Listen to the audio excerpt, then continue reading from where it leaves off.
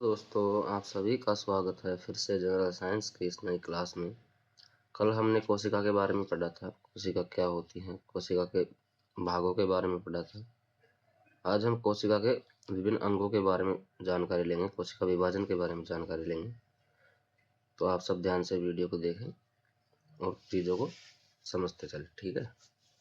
चलिए शुरू करते हैं। कोशिका के विभिन्न अंग। कोशिका के विभिन्न अंग। कोशिका के विभिन्न अंग कौन कौन से हैं, जो उसके बारे में हम जानकारी लेते हैं। कोशिका निम्न प्रकार से विभाजित होती हैं। कोशिका जो है कई प्रकार से विभाजित होती है और किस किस तरह से कोशिका का विभाजन होता है वो आज हम इस वीडियो में देखेंगे। प्रकृति में पाए जाने वाले अधिकतम जीव कोशिकाओं से मिलकर बनते हैं। प्रकृति में जितने भी जीव पाए जाते हैं अधिकतम जो है कोशिकाओं से मिलकर बनते हैं। कल अपन ने कुछ अपवाद भी देखे थे जिनमें कोशिका नहीं पाई जाती है, बैक्टीरिया वगैरह के बारे में हमने जानकारी ली थी। पर जो प्रकृति में अधिकतम जो जीव हैं, कुछ ऐसे अपवाद हैं, हालांकि बाकी अधिकतम जीव हैं जिनमें सभी में कोशिका पाई जाती है। सभी का निर्माण कोशिका से होता है। कोशिका का विभाजन 1855 में विर्चाव नामक एक वैज्ञानिक थे, उन्होंने कोशिका का विभाजन किया था 1855 में। खोजकर्ता कौन थे इसके? विर्चाव। कोशिका विभाजन के कोशिका विभाजन विर्चाव नामक वैज्ञानिक ने 1855 में कोशिका विभाजन की खोज की और उन्होंने कोशिका का विभाजन किया। किस तरह से कोशिका विभाजन हुआ है वो हम देखते हैं आगे। अब हम देखते हैं कोशिका विभाजन को। कोशिका विभाजन। कोशिकाएं निम्न प्रकार से विभाजित होती हैं। प्रकृति में पाए जाने वाले अधिकतम जीव कोशिकाओं से मिलकर बने होते हैं। यही लाइन अपन ने ऊपर पढ़ी थी। कोशिकाएं निम्न प्रकार से विभाजित होती है। कोशिका में पाए जाने वाले अधिकतम प्रकृति में पाए जाने वाले अधिकतम जीव जो है कोशिकाओं से मिलकर बनते हैं। कोशिका विभाजन 1855 में विर्चाव ने किया था। अब बढ़ते हैं आगे। तो दोस्तों अब हम देखेंगे कोशिका विभाजन के प्रकार। विर्चाव ने किस प्रकार कोशिका विभाजन किया है उनको हम देखते हैं आगे। कोशिका विभाजन में होता है असूत्री विभाजन, समसूत्री विभाजन और अर्धसूत्री विभाजन। ये सब क्या है ये आपको आएगा समझ में, जैसे जैसे हम पढ़ते जाएंगे आपको सब कुछ समझ आ जाएगा। सबसे पहले हम पढ़ते हैं असूत्री विभाजन। असूत्री कोशिका विभाजन में क्या होता है?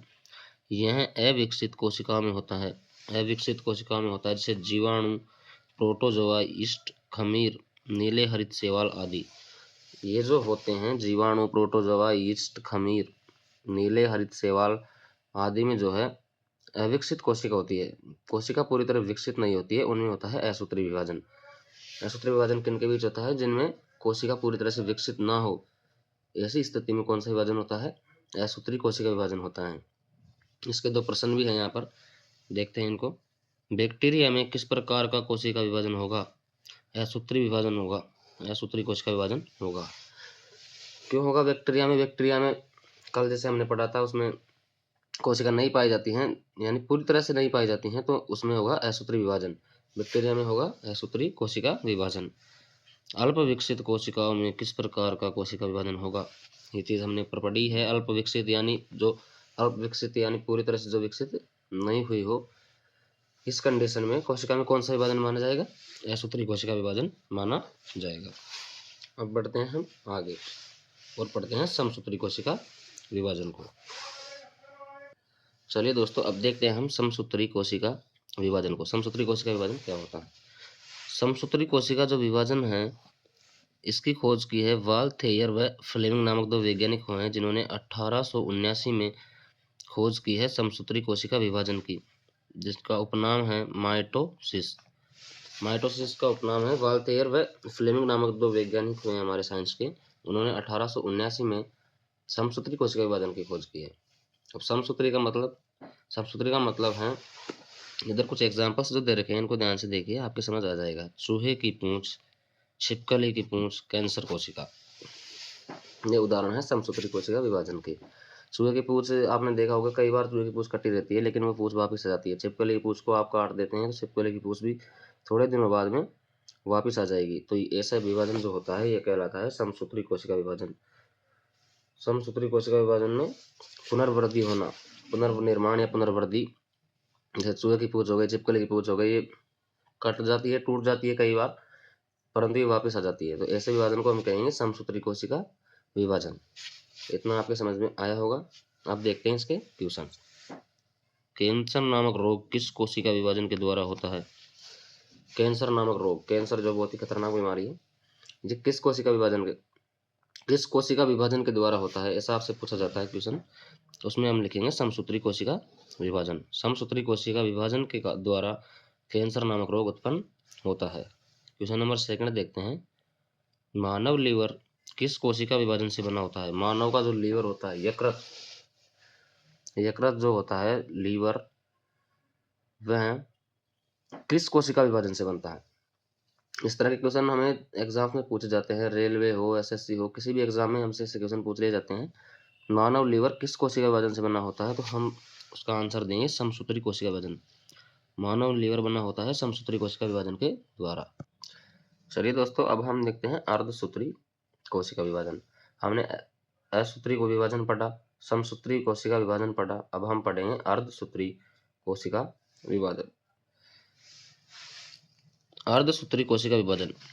अर्धसूत्री कोशिका विभाजन के खोज करता हुए निजमेन नामक एक हमारे साइंस के वैज्ञानिक थे जिन्होंने अर्धसूत्री कोशिका विभाजन की खोज की थी। इसे मायोसिस नाम फार्मर व मूरे ने 1905 में दिया। अर्धसूत्री कोशिका विभाजन को हम मायोसिस भी कहते हैं। जिस प्रकार समसूत्री कोशिका विभाजन हमने देखा था, उसका उपनाम क्या था? माइटोसिस। माइटोसिस कहते हैं समसूत्री कोशिका विभाजन को। ये नाम आपको याद रखने हैं, कई बार एग्जाम में ये नाम पूछ लिए जाते हैं, आपको अच्छे से ध्यान रखना है। माइटोसिस जो है वो कहते हैं समसूत्री कोशिका विभाजन को, और मायोसिस जो है वो कहते हैं अर्धसूत्री कोशिका विभाजन को। मायोसिस जो नाम है, फार्मर व मूरे नामक जो वैज्ञानिक थे, उन्होंने 1905 में दिया था अर्धसूत्री कोशिका विभाजन को, जबकि इसकी खोज किसने की थी? खोज की थी निजमेन नामक वैज्ञानिक ने। यह कोशिका विभाजन जनन कोशिका में होता है। जनन कोशिका में होता है अर्धसूत्री कोशिका विभाजन। आपसे ऐसा भी पूछा जा सकता है अर्धसूत्री कोशिका विभाजन कहाँ पर होता है? तो ये होता है जनन कोशिका में। जनन कोशिका से मतलब जो हमारे जनन प्रक्रिया होती है उसमें अर्धसूत्री कोशिका का विभाजन होता है। इसको और अच्छे से समझते हैं। आइए, जनन कोशिका में किस तरह से ये विभाजन होता है? एक शुक्राणु जो है, एक शुक्राणु में गुणसूत्र होते हैं 23 जोड़ी। 23 जोड़ी, जोड़ी का मतलब 2, जोड़ी का मतलब सिंपल आप जानते हो, जोड़ी का मतलब हमेशा 2 को पॉइंट करता है। जैसे किसी भी तरह देख लो आप, कोई भी जोड़ी थी, हमारी चप्पल जूतों की जोड़ी हुई, पैंट शर्ट की जोड़ी हो सकती है, किसी आदमी औरत की जोड़ी हो सकती है, उस प्रकार होती है गुणसूत्रों में जोड़ी। एक शुक्राणु में गुणसूत्र पाए जाते हैं 23 जोड़ी। 23 जोड़ी होते हैं तो सिंपल सी बात है, 23 जोड़ी का हम दुगुना करेंगे तो कितने होते हैं? टोटल 46 गुणसूत्र पाए जाते हैं। किसमें पाए जाते हैं? जनन कोशिका में 46 गुणसूत्र पाए जाते हैं, जिसमें से 2 गुणसूत्र लैंगिक गुणसूत्र होते हैं, बाकी 44 जो है कायिक गुणसूत्र होते हैं। लड़के में XY गुणसूत्र पाया जाता है तो लड़की में XX गुणसूत्र पाया जाता है। XY गुणसूत्र है तो लड़का होगा, XX गुणसूत्र है तो क्या होगा? लड़की होगी। उम्मीद है इतनी बात आपको समझ आई होगी। कोशिका विभाजन के तीनों भागों को हमने बहुत ही ध्यान से पढ़ा है। आप अगर इसको इतना याद रख लेते हो तो बिल्कुल 100% आपकी एग्जाम में क्वेश्चन इससे बाहर नहीं जाएगा। बस आपको ध्यान से पढ़ना है और चीज़ों को याद रखना है। अब बढ़ते हैं हम आगे। चलिए दोस्तों, अब हम देखेंगे समसूत्री व अर्धसूत्री कोशिका विभाजन में अंतर। दोनों कोशिका विभाजन जो है, इनमें अंतर क्या है, उस अंतर को हम समझते हैं एक एक चीज़ों को ध्यान से। इधर हो गई हमारी समसूत्री विभाजन, इधर हो गया हमारा अर्धसूत्री विभाजन। समसूत्री में क्या होता है? यह कोशिका विभाजक कायिक कोशिका में होता है। कायिक कोशिका में होता है। समसूत्री कोशिका विभाजक जो है ये होता है कायिक कोशिका में। अर्धसूत्री, यह कोशिका विभाजन लैंगिक कोशिका में होता है। इस अंतर हमें बिल्कुल ध्यान रखने हैं। हम कन्फ्यूज रहते हैं एग्जाम टाइम में कि क्वेश्चन पूछा तो है लेकिन हमें क्वेश्चन आता है फिर भी हमारा क्वेश्चन गलत हो जाता है, क्योंकि हम बहुत कन्फ्यूज रहते हैं इन चीज़ों में। ये चीज़ आपको स्पष्ट रूप से ध्यान रखनी है दोस्तों। समसूत्री कोशिका विभाजन जो है वह होता है कायिक कोशिका में, और अर्धसूत्री कोशिका विभाजन जो है वह होता है लैंगिक कोशिका में।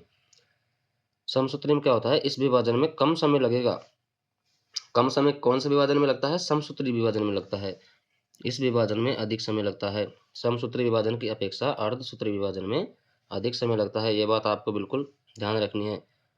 इस विभाजन में एक कोशिका 2 कोशिका में बढ़ जाती है। समसूत्री विभाजन में एक कोशिका जो होती है विभाजन करने के बाद 2 कोशिकाओं में बढ़ जाती है। इस विभाजन में एक कोशिका 4 कोशिकाओं में बढ़ जाती है।